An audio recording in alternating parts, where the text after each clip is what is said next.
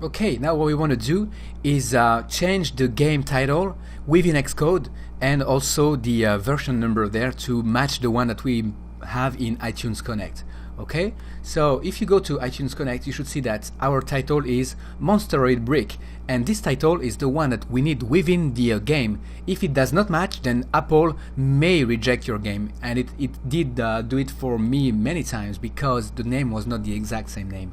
Okay, and also same for the version number, it needs to match the version 1. Okay, so open Xcode and open your source code, and right there, if you go to Groups and Files panel, make sure you select the brick, the Brick Breaker standard main project file, and here under General, you need to change the bundle to the right bundle ID and the version to the right version. Now I do have version 1, that's already good.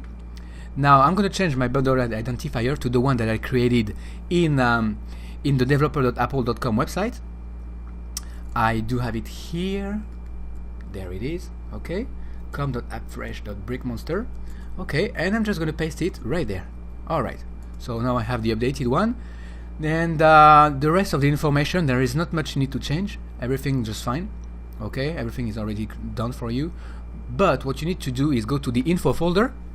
Okay, I'm sorry, the info tab, and right there the bundle name needs to be updated. Okay, mine is Monsteroid Bricks. Is that right? Let me double check.